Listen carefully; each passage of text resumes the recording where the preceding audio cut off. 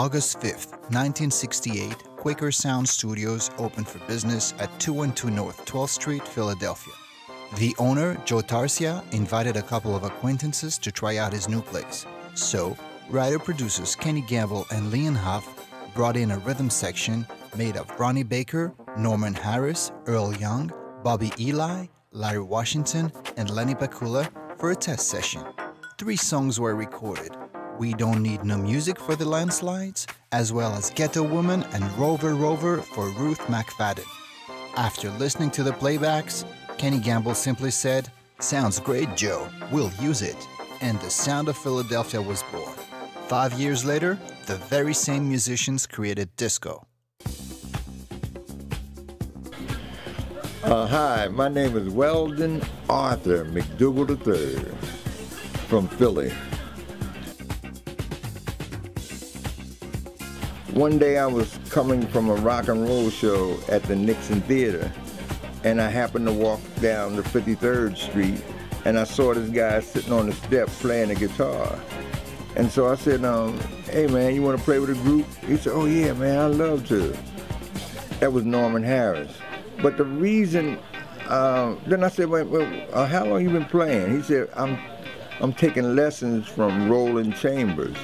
Now, Roland Chambers is a guy I used to use on all my recordings, but he was getting so popular, I couldn't get him. So I said, Roland is teaching you?" He said, "Yeah." So that's how I got Norman. And I'll never forget, his mother said, "Listen, Norman can't stay up so late." So I said, "That's all right, I don't stay up late anyway." So she said he got a bad heart and everything, and so I used to kind of treat Norman like he was my son. Wouldn't let him drink nothing, you know. But it was interesting. Norman, personally, all he wanted to do was play music. He was a beautiful guy. When he was arranging songs, he used to come to me and let me hear the arrangements. I said, "Hey man, I didn't know you could arrange." I mean, he was doing it. Then I met Earl. Well, Earl used to be with a singing group. And the guy who was managing the Larks, it was my group at the time, was managing Earl's group. So when me and the guy broke up, Earl used to hang around with me. So one day we was recording, and the drummer who was supposed to have been there, he didn't show up. So Earl said, "I could play drums." And I said, "I didn't know that." I said, "Hey, go get him to hear you." Sound good. And that's how he became part of the rhythm section. I'm Earl Young, the drummer, Philadelphia.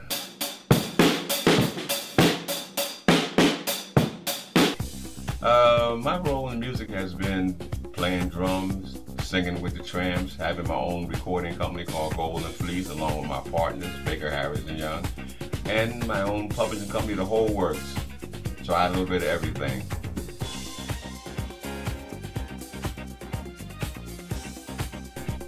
I got into the Philadelphia scene first by playing in local bands, along with Norman Harris, Ronald Baker, just traveling club to club. And I used to also sing with a group called the Cardells, and Weldon McDougal had a group called the Larks. So Weldon was producing at a place called Virtue Studios, and he brought us in there to record for him. And this was the first time we really got into a recording session, and we cut Barbara Mason, Eddie Holman, Johnny C. called Boogaloo Down Broadway, Yes I'm Ready. And you know, it's kind of funny to go in the studio for the first time and come out with gold records. So that was great. This was before we went with Gamble and Huff and Tommy Bell. And then Ronnie Baker, I met him. He was over at Harold Lipschitz' Universal Music, or Jamie Guyton, I should say. And he was complaining because nobody never used him on bass. I said, "Well, come over to Frank's," that was Frank Virtue's, you know, and see how you sound, man. He came over and it worked out. The reason those guys worked out, we was all the same kind of guys. We was considered squares, you know.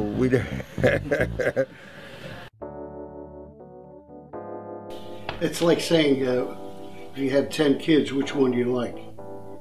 You know, which one you like the best? It's hard to say. That's a very deep question. Well, as far as disco, that's something that I really started because The Love I Lost was a ballad at first. When we went with the Gamble Huff, it was a ballad like The Love I Lost. And what I did, I told Gamble, I said, look, we got to pick this up, man. This is kind of dragging. I said, I want you to try this here, see how you like this. And I started kicking it to the floor 4 times and 2/4 on the snare and 8th notes on the sock. And, you know, I think he caught his attention. So we left it like that because I was really free to execute my own beats. So they let me just go ahead and free. And I think that's how the Blue Notes got into the disco market because they wasn't really a disco group. But after that song, Bad Luck and The Love I Lost, they became a big disco act too. You know, that's my favorite 2 songs of all times. I think Philadelphia dance music existed before the term disco, but the popularity of the music that was coming out of Philly at the time, the dance music, led to other labels and artists emulating the Earl Young sock cymbal thing and Ronnie Baker bass lines, and the term disco came about, and you could find people recording music you could do the national anthem if you had the right sock cymbal beat and rhythm and the right bass line, and so I think we found out what disco was after the fact. People just keep bringing up disco. I mean, I played dance music, you know, back in the 50s. In my opinion, the very first Philadelphia disco track was The Love I Lost by Harold Melvin and the Blue Notes, which in fact started off in the studio as a ballad in a 6/8 time. And the reason being that originally that group of sessions was meant to be recorded by the Dells, and when the Dells deal didn't go down, the songs eventually turned over to Harold Melvin and the Blue Notes when one of the Blue Notes proclaimed to Kenny, "Hey man, you should try our drummer Teddy. Man, he could sing and he sounds just like that guy in the Blue Notes." So that's what happened. They tried Teddy. Teddy became the lead singer, and the rest is history. One thing about Philly, when they produced records, the string section was always very good, I put it like that. And that's what kind of disco kind of elevated from Chubby Checkers doing the twist to where people kind of grooved along with the strings and the rhythm section playing together, you know. Excuse me just a minute. I don't want to shine on you guys. And let me say, Norman Harris, I would say Norman Harris's arrangements really typified the Philadelphia productions, which were more, shall we say, disco oriented. You know, First Choice, Double Exposure, and Norman Harris's strings were heavily syncopated, you know, to the point of maybe being a little busy, but it kind of worked within a context of disco music, you know. I think most of the bigger records associated with disco at the time were arrangements that were done by Norman Harris. The thing is, what I've learned from the classical writers was when you combine 2 or 3 instruments, they get another sound. Like what we did with the Philly thing, like when we combined the George Shearing sound with the MFSB sound. It was just amazing how it worked out. Well, the difference between the Philadelphia sound and I would say Motown and Stax, because Motown had in-house musicians. They only played for basically the Motown people. and we played for anybody to come across the door. So we would play anything for anybody, you know, as long as we can get that check. So what we did was, the three of us, basically Norman Harris, Ronald Baker, and myself was I would say the meat of the whole rhythm section. But what added on to make it really sweet was when we had Vince on vibes, came in with all the pretty stuff, and Larry Watson on congas, and Ron Kersey came in with the funk. He's the funky clavinet player, along with Huff was a melody man. And we had T.J. Tyndall, who's played, we wanted some hard rock. He could play all the rock and roll. So we had somebody in there that could do basically any type of music, and we was all good friends. In the early 60s through the 70s, there were really three basic sounds in soul music. We had, I like to call it, not being critical, but I like to call Motown sort of like black bubble gum. And I think if you want real soul music, you're talking about Memphis. And when kiddingly, I refer to Philadelphia as being soul music in a tuxedo. I mean, it was lush strings and horns and big productions, and that's my characterization. But anyway, it was just the kind of music, I guess, that the people were ready for at that time, with the strings and the heavy backbeats. That's what made it happen. Okay, we're starting with Stax. Stax was fried chicken, collard greens, chitlins, black eyed peas, and grits. You know, it was gut bucket down home, blues-oriented R&B in the true sense of the word. Then Motown was an extension of that. However, you know, what happened was when all the musicians that eventually wound up in Detroit came up from Mississippi and Alabama, etc., they brought their brand of funk up north to Motown. But Motown's sound was, in my opinion anyway, was kind of industrial.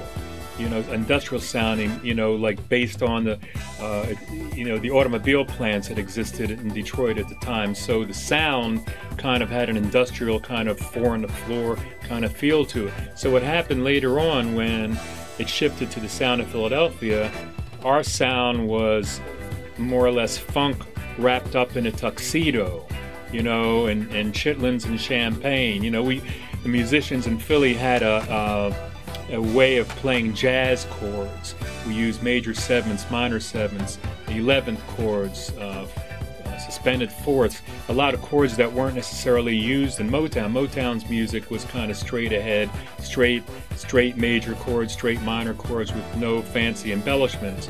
In our case, we took those chords and added our own flavor to it, and it kind of made it unique and set apart from Motown. My background is electronics, and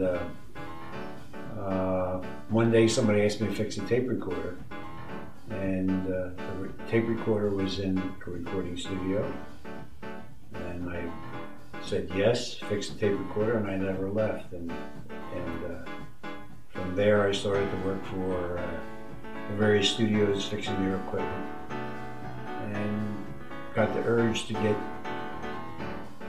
not only fix it, but to use it, and began to find my way in mixing and recording sound. At Sigma, we were always looking for the better mousetrap. I would get microphones on trial and so forth. When a new toy came out, we bought one, whether it was the instant phaser or the timeline. I even forget the name of the equipment. But we experimented a lot with different sounds and so forth. But basically, a good recording is capturing what's out there. And if we did anything spectacular, we tried it in the mix, because that was a place where you could try and undo while if we tried to make the initial recording as pure as possible, so that the coloration, if we wanted it, was added later. When we come in, it's like going to work. Joe Tarsia, what he would do, I mean, he knew us so well that we didn't have to come in and tune anything. I mean, he knew how I play, because I play different from everybody. You know, he used to get mad because I play off the rim of the snare, which makes it fat. But I like to play like that. I mean, I used to hit the rim so hard I crack sticks all the time. But I like a fat snare, so he knew how to adjust all the drums. You know, I would take my drums in there, ones I have up here. These are my studio drums, so I would take them. He would tune them up. I would leave them there, and he would tune up there. I mean, he could set up everything. All we got to do is come in there and play. But typically in Sigma, it was very hectic. I'm still trying to convince my wife that I really did go to work at 10 o'clock in the morning and didn't come home till 3, and then would have to be in the studio for a 10 o'clock section the next day. So, especially in the early days before Sigma had a large staff and support people, it was day and night, and it was work, but fun work. Well, the best way I can describe it is I've been in enough sessions at Sigma, and I mean, I don't know anybody else who's heard more tapes than I have from Sigma. I'm going back from '68 on, from when Sigma first started. The difference between like Motown, it's like very tight, very precise, and it's like, you know, there's no room for musicians being a musician. In other words, it's like everything is strict and tight, like a Tommy Bell session would be. And the Philadelphia sessions are loose. And what happens is they run it down, and everyone's playing, and all of a sudden it starts to lock. And then Earl or somebody will say, okay, I think we should, let's take one. And then they do a few takes, and you can hear how this thing, it's like a living thing that's constantly moving and twisting. It's something you feel.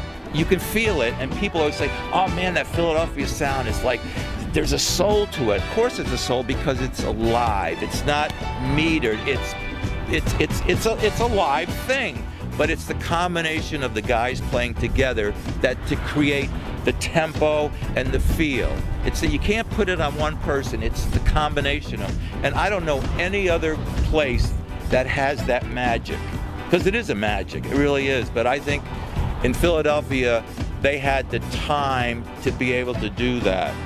Where most of these other studios, it was like turn them out, turn them out, turn them out. And you never got that feeling out of a Philadelphia record. It was always like, hey man, we'll get it, we'll run it down. And I think it was a looser type atmosphere, but I mean, you can't beat those tracks. I mean, I think they're the greatest tracks in the world.